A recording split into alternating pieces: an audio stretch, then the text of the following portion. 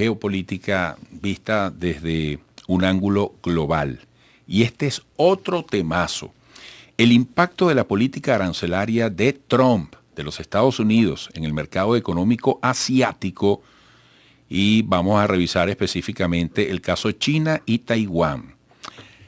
Ayer o anteayer, Saúl, casualmente tuvimos aquí a un representante, al presidente de la Cámara de la Economía vietnamita, venezolana. Bueno, dijo cosas muy interesantes, entre otras, que para Vietnam, China es su principal cliente, su principal socio estratégico, y después Estados Unidos. Correcto.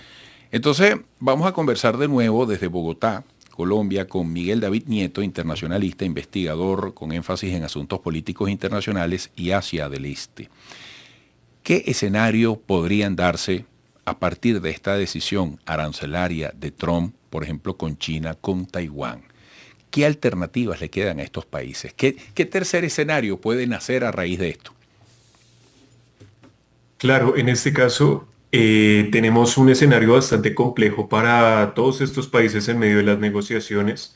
Hemos visto un Estados Unidos mucho más agresivo en su discurso, sigue siendo coherente mucho con la política de Trump y en este caso lo que se puede hacer para tener un menor riesgo de daños con la economía, tanto como para los países que exportan hacia Estados Unidos como los que importan y sobre todo desde Asia, es negociar directamente con los Estados Unidos primero que todo, pero también enfocarse en la vocación que tienen como región. El Asia-Pacífico tiene gran parte del comercio mundial, más del 50%, y en este caso puede conformar diferentes bloques para poder consolidar o bloques multilaterales para negociar con Estados Unidos o con China inclusive, o también puede consolidarse como un mercado abierto a nivel regional, lo que puede también aliviar las sanciones o aranceles que puede imponer Estados Unidos. Esto podría ser una tercera vía para perder un poco ese riesgo que hay con los aranceles con Estados Unidos y también al extenderse sobre nuevos socios comerciales más cercanos. Profe, en ese punto, nuevos socios comerciales, ¿qué tan ganados están estas potencias mundiales que se están viendo afectados por aranceles a diversificar su mercado y tratar de saltar esto? Por ejemplo, fíjese, hemos visto en las últimas horas campañas directamente de los manufacturadores o de las principales representantes de las manufacturas, de las grandes marcas, diciendo, bueno, no tienen que pasar por Estados Unidos, cómprenme directamente a mí y aquí tengo todas las páginas para que lo puedan hacer. ¿Cómo saltarse la afectación de los aranceles de Estados Unidos desde distintas empresas, incluso del Estado de China, pensando en que no se vean afectados? Claro, directamente algo que se ha hecho recientemente y claro, teniendo en cuenta el ejemplo de la Unión Europea, es lograr acuerdos directamente con las empresas de China en sectores estratégicos que le convienen a cada país. Las necesidades de cada región o de cada país del mundo pueden variar altamente. Por ejemplo, en Europa lo primero que se empezó a negociar fue la importación de carros eléctricos, sobre todo para sus objetivos de transición energética, de menores emisiones.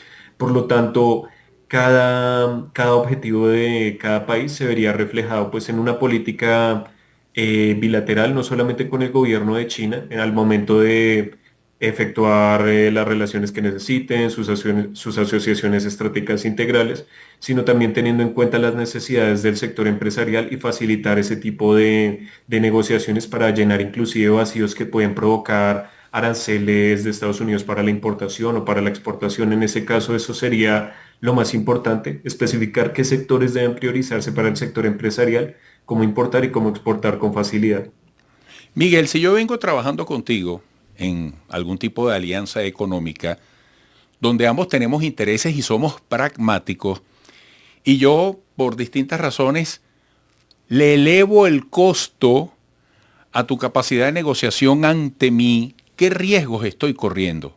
Con esto te pregunto, ¿qué riesgos está corriendo Trump, le hace Estados Unidos, al subir la vara arancelaria en estos términos dentro de ese ajedrez al que él está invitando al mundo a jugar? Porque de repente tú te das cuenta, Miguel David, al yo ponerte esas condiciones, que yo puedo ser sustituible, que yo no puedo ser tan imprescindible como tú creías. Te saco de una zona de comodidad y apuntas hacia otros escenarios que quizás no los hubieras previsto, ¿no? Claro, por supuesto. En el caso de Estados Unidos, la mayor dificultad es reemplazar los bienes que tengan aranceles, por ejemplo, cosas que no se produzcan directamente en Estados Unidos, como insumos agrícolas, algunos tipos de tierras raras, de metales.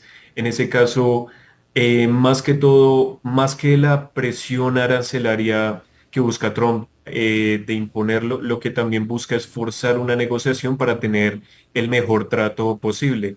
En ese caso, lo que puede hacer un país que tiene intereses en exportar a Estados Unidos puede ser intentar negociar esos aranceles y de parte de Estados Unidos estar abierto a estas negociaciones. Sin embargo, por el tono de Trump, también hay muchos países que han tenido dificultades para lograr esta diplomacia, puesto que implica tener cierto nivel de, bueno, también de aceptar los términos de Estados Unidos sin ningún tipo de, claro, de contrapeso. Por lo tanto, claro, esto lleva a que muchos países prefieran optar por otros socios comerciales, como tú lo estabas mencionando, por supuesto, para tener un mejor desempeño, tanto a nivel de exportaciones como de importaciones. Por lo tanto, podría decirse que a pesar de ser una estrategia que le ha podido funcionar a Trump con diferentes países que tienen menores capacidades frente a Estados Unidos, es muy probable que otros intenten optar por otros socios comerciales para poder tener beneficios. Profe, viéndolo desde este lado, del lado de Sudamérica, del lado de Latinoamérica, ¿qué se puede hacer además? Porque fíjense, en medio de todo esto ya se nos dice que Brasil y Argentina están aumentando exportaciones por todo este tema de la guerra comercial. Colombia tiene particularidades productivas, usted está allá en Bogotá. Venezuela también tiene lo suyo. ¿Qué hacer y entender como factor económico diferenciador desde nuestra región para sacarle el lado positivo, viéndolo desde el lado colombiano, venezolano y todo lo que tiene que ver con los países vecinos? Claro, una de las mayores ventajas que tenemos es la cercanía geográfica. Trump tuvo en cuenta eso al momento de empezar a imponer los aranceles, pues nuestra región en su mayoría tiene entre el 10 y 15%, mientras otros países pueden llegar a tener más del 30%, como en el caso de los socios estratégicos de Estados Unidos. Por lo tanto, tenemos una ventaja al momento de empezar a comerciar con Estados Unidos. Es muy probable que nuestros países puedan llevar a cabo negociaciones más adelante en el tiempo para poder decrecer este tipo de aranceles. Sin embargo, existe la ventaja de la cercanía geográfica y de la competitividad por aranceles. Por ejemplo, en el caso colombiano, algo que se venía hablando anteriormente era el precio del café.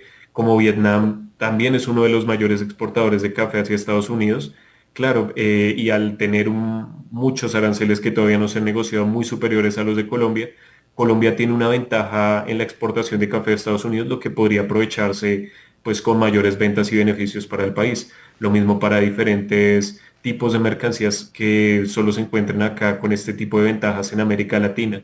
Ese tipo de productos se verían beneficiados por estos aranceles por el momento y sería la forma de aprovecharlos en el corto plazo, por supuesto. Miguel David Nieto, como siempre, muy satisfechos y agradecidos por tu aporte. Un fuerte abrazo, internacionalista, investigador con énfasis en asuntos políticos internacionales y Asia del Este. Como siempre digo, en casos como el tuyo se nota que tienes pupitre, que estás preparado. Muchísimas gracias. Miguel Es un David placer Nieto. estar nuevamente con ustedes. Hasta luego. Hasta pronto.